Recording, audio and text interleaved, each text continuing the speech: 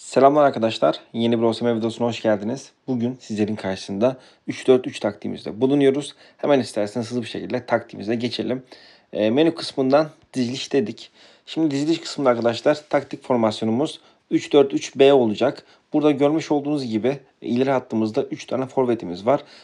Sol açıkta Vinicius, merkez santraforda Mbappe, sağ açıkta da Muhammed Salah oynayacak. Hemen orta sahaya geldik. 2 tane merkez orta sahamız. Bir ofansif orta saha, bir de defansif orta sahamız olacak. Stoper hattımızda 3 tane merkez stoper olması gerekiyor. Otamendi, Diego Carlos ve Kimi. Normal şartlarda ben Kimi yerine tabii ki de merkez stoper tercih edecektim. Fakat Kimi'nin overall daha yüksek olduğu için, rankı daha yüksek olduğu için onu tercih ettim. Kalede de Pickford oynayacak. Bu şekilde formasyonumuzu doğru şekilde dizmeye özen göstermeniz gerekiyor. Görmüş olduğunuz gibi oyuncuların etrafında yeşil çerçeve yanması son derece önemli. Burada bir tek Kimmih'te yeşil çerçeve yok.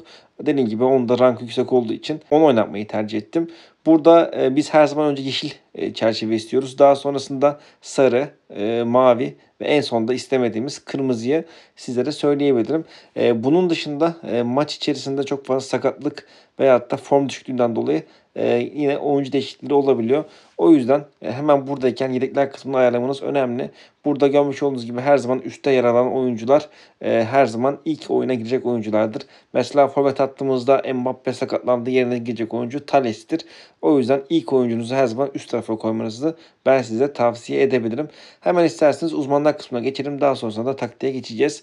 Burada kaptan her zaman takımın en yaşlısı olacak. Burada 36 yaşında bir Otamendi var. Hemen Otamendi'yi yerleştirdim. Penaltıları tabii ki de burada Mbappe atacak. Serbest vuruşlar kısmında ben burada Muhammed Salah görevi vereceğim. Kornerleri de burada Kimye kullandırmayı düşünüyorum açıkçası. Burada serbest vuruşlarda mesela forvetinize veya orta sahanıza verebilirsiniz. Bu arada Muhammed Salah varken tabii ki de ona vereceğim. Kornerlerde genellikle sağ bek veya sol bek attırılır. Fakat defansif ortalarda iyi korner atmaktadır arkadaşlar. Bilginiz olsun. Hemen isterseniz formasyonumuzun taktikler kısmına giriş yapalım. Taktik kısmındayız. Görmüş olduğunuz gibi oyun planımız paslı oyun olacak. 3-4-3-B oynuyoruz.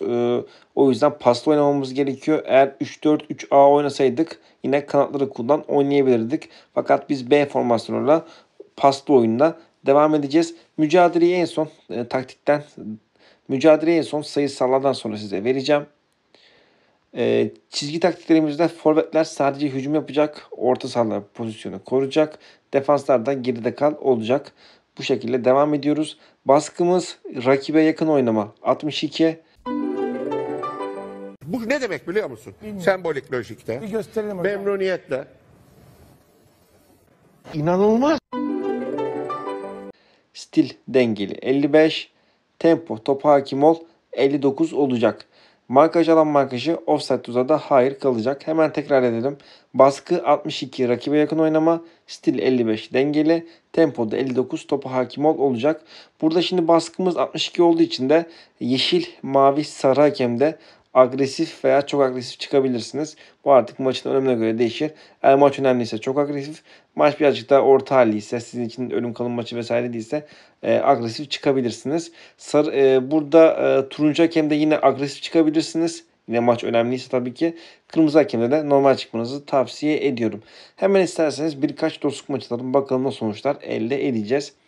Evet, önce burada bir bilgisayar var. Bilgisayar atmayalım. Burada e, görmüş olduğunuz gibi şu an Simavli'yi 2-0'la geçtik. Devam edelim.